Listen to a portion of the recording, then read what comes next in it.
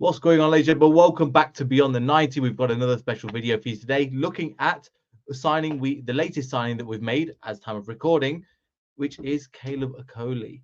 So we're going to be looking into a bit more detail, what formations he would play in. Again, if you've noticed a little bit of, again, the reason why we've had videos is because of this has been a bit ill. It's about to rest it for a few days, but no, I'm back, and let's get into the first bit. So a little bit about himself. You've probably seen him a little bit. What kind of player is he? What number? Again, he'll be wearing the number 5 shirt. What kind of player is him? I actually have day of recording it. It's actually his 23rd birthday. So if he's watching this, happy birthday. And also a little bit about him. He is centre back, played for Atalanta. I want to get into some particular parts as well. So again, he's Italian, but he could also be available for the Nigeria squad if he chooses to be. Right-footed. And again, 187. So he's tall for a defender and he's quite physical. We'll get on some of the statistics and what he's best at in just a second. And again, he's going to be playing as a centre back. So looking at his little stats and attributions from SofaScore, so we can see again, nothing too much. Attacking and technical and creative, it's not that surprising. But in terms of tackling and defending, that's what he's good at. So now coming into this, where this player has pretty much been linked, and obviously pretty much been linked since it's been linked, this pretty much guarantees that we're going to play in a back three. Now, this means that, again, it's not going to be too surprising where he's going to play in the back three. It's probably going to be on the left, or he's played on both the left and the right, not really down the centre. So let's compare him to a player that we've actually had before in the team and how he compares to, well, a player that will probably be competition for. Well, fast. So comparing both of them together, again, he's a little bit about similar kind of age. I think that Caleb is a little bit more physical in his build, but we'll compare last season's to this season's. Now, the heat map doesn't tell us a great deal, let's be honest. But in this case, when we're looking at this, we can see that, again, Okoli last season has played on the left and the right. So he was in the second division of the Italian league, playing for I can't remember the name of the club now, because it's FR Frenusini or something like that. And obviously, Voltfast played for us. As we can see from the heat maps, he played pretty much more on the left and then slightly on the right as well. So he's able to play both. As we see for Voltfast's, again, he's more on that left-hand side. And I think this is on that right-hand side, sorry. And I think this is a position that he'll probably play for Leicester City in more games to come.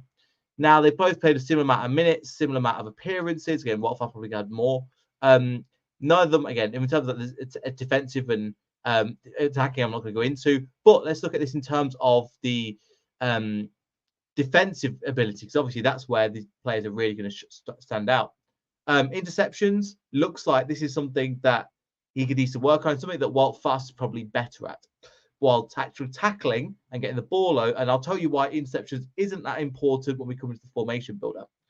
You've got tackles, where Okoli seems to be better, so the physicality and tackles. One thing I want to mention, look at the clearances. The clearances from either set pieces, especially Italian league, is a lot higher, for about 50% more when we come to Okoli compared to, well, Fast as well, and then block shots.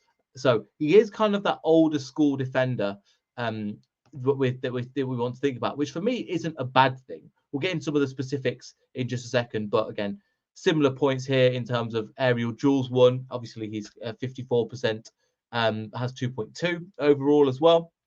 So again, in terms of the statistics, the reason why I compare him to that is because he's probably not going to play in the centre, especially with Vestergaard re-signing a new deal, and because you've got the likes, probably kind of Cody would be the main person down the centre. He's probably going to come in either the left-sided centre-back or the right-sided centre-back. Now, with him being right-footed, that's more likely to appear, I think, on the right-hand side. But I think the fact is, like, well, Fast, he's able to play with both sides. It's going to be only a benefit to him. So a few more statistics just to back up my point. As you can see here from this side, you can see, again, where he's strongest at. And it is towards the bottom. Aerial duels, blocks, clearances, tackles. The kind of the old school defending that you normally associate with, like, I don't know, Matt Elliott, Steve Walsh, Jerry Taggart. Kick it, or even more recently, the likes of Wes Morgan and Robert Huth. Simple defending, he does really well at. The actual tackling of the ball, blocks, clearances. He moved from Atalanta for a range of about, from what we hear, about 12 million euros. But again, this is where we look at the more technical style of Enzo Maresca. He's more of a traditional defender. And I'll show you how that makes sense and why I'm not so worried about him doing all the technical side in the game when we get into that in just a second. So in terms of the formations of where he fits in, so this is basically an identical formation to what Enzo Maresca played last year, the 3-2-4-1. Now, I've put him on the left-hand side, but bear in mind he can do just the same on the right, just to show how it would fit in if Enzo Maresca was a manager. Obviously, he's not going to be the manager, but if we were to play the exact style that Enzo Maresca was going to play, do I think we're going to play like this? Probably not, but we are going to probably play a back three. So he could apply the play on the left or the right. And something we saw from the left centre backs with the likes of Callum Doyle, he wasn't that great defensively, but he had a really good cross on him. And what we saw is that he would join in with the likes of, again, KDH when he was here, Mavididi, and come on this side. Now, I don't think this is really going to be the way that he's going to play, but he's going to be occupying this side, and it's going to be more of that stay-at-home centre-back. I think this is how he's going to be utilised more. Is he going to push into midfield? Probably not. If there's going to be a defender that pushed into midfield in the back three, I think honestly it's going to be Vestergaard, because you've got the likes of, again, Winks and Ricardo that can come in. Vestergaard kind of come in, and probably Fast and Okoli, I've spelled it wrong, can kind of push in together and become a main two. But what's I think how he's going to set up is what I'm going to mention in the next section. So a formation that I think is more likely to play is probably going to be something like this, like a 3-4-3 or 3-4-2-1. So we've kind of got like the similar formation here. I've substituted a few of the players. So for example, instead of James Justin, I've put in Christensen. Ricardo, I've pushed out to right wing back. And this is how I think we're more likely to set up. With the likes of Fast, we could have in Justin probably in this position as well. Cody and I still spelled his name wrong here. Okoli is there as well with these three players. The reason why I don't think that we're going to need him to be the interceptor and the tackler more than what Fast is, and I think Fast is more of a player that's his interceptions he can get wrong, and I think that he's a very confident player. When he's in games and when he's working, he's great. And he's played fantastically even last season. But when it goes wrong and he steps out of position, he needs somebody to cover him behind, because, again, he does lose his head a little bit. And we even saw that in the Championship and the Premier League when him and Suter, and a few times Walt Fast stepped out, didn't get the right opportunity, left the back end exposed, and the likes of Harry Suter was left one-on-one and didn't really have time to cover. Now, in terms of Leicester and how we're going to play, again, looking at this one, we've probably got, again, Cody, Fast, and Okoli, probably going to substitute again, Justin into this position. But I've got a feeling, because you've got the likes of Ndidi, who's, again, re-signed, we'll do another video on that shortly. And then we've got Ricardo, potentially, wing back. James Justin, again, could potentially play here. The advantage of that is that he's quite versatile, so he can play wing backs, he can play in the back three. You've got that kind of player. You're not going to be able to, the old school kind of defending nature of it is where you'd probably be using this Okoli a little bit more.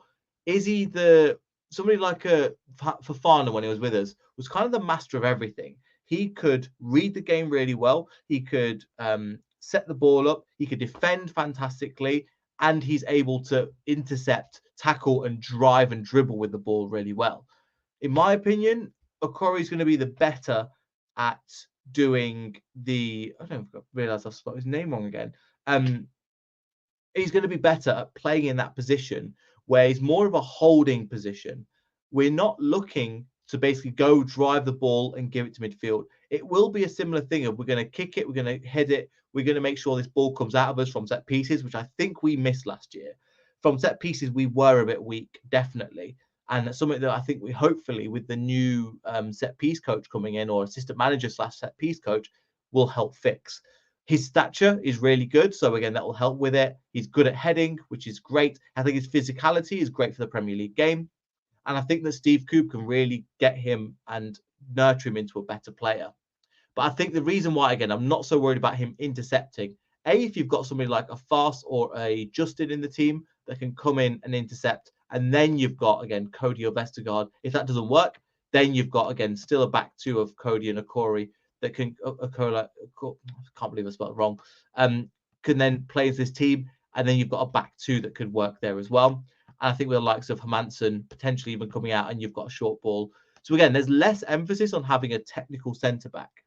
I think that's all right because we're going to have to play different ways. Okoli is quite a different kind of player. He will again allow us to play in different ways. And I think, to be fair, we've been needing a player of that ilk for a while. In terms of the centre backs, as is in the main centre back, the centre back, I think we're pretty much stacked. We've got the likes of, again, Vestergaard's obviously signed a 3-year deal. You've got Connor Cody that's there. Harry Suter, in my opinion, could play the centre of back 3 as well. Maybe not technically as good on the ball, but you can play them as your centre backs. What Fast could potentially play there as a back centre back of a 3. Okoli's going to move more to, in my opinion, the right hand side, the left hand side, which I think we desperately need. Yes, we've got Walt Fast that could do that both positions.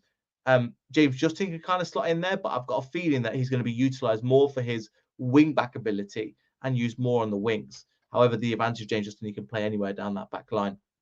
So Okoli, I think, is a good signing. I think it's one that we needed. I like his physicality. Yes, he's not as technical as we would need. But I don't think we need a technical player as of yet. With the likes of Ricardo covering and Diddy that's doing a lot of the mopping up, and also players like Winks, all he needs to do is destroy the ball, tackle, give it over somebody short to like a Wilfred and Diddy, a Ricardo Pereira, a Harry Winks, for them to do the things going forward. So looking at him, I didn't really know a lot about him when it was first announced. So I was like, okay, let's see what this player can do. Come into the squad, and he's looked, I think again, we have to see him pre-season. I think he'll be a good player. And I think we've spent that kind of money, at 12 million euros, for him to be in the first team squad.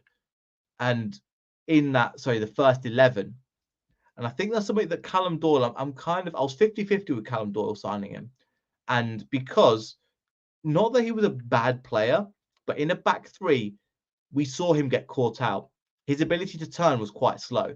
And if you had him and Vestergaard in the back line, Vestergaard, as we know, good on the ball, but when he loses possession, his turning is so slow, somebody get behind.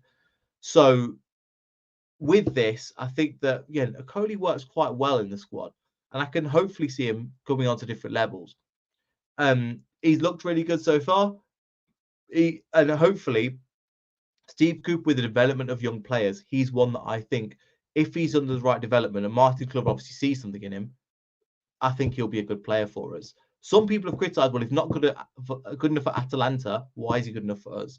Which I kind of understand. However, sometimes it's just the wrong player at the wrong club. His height and physicality works more for the Premier League. You look at the likes of Eunice Atkin or Silva that used to play for us as well.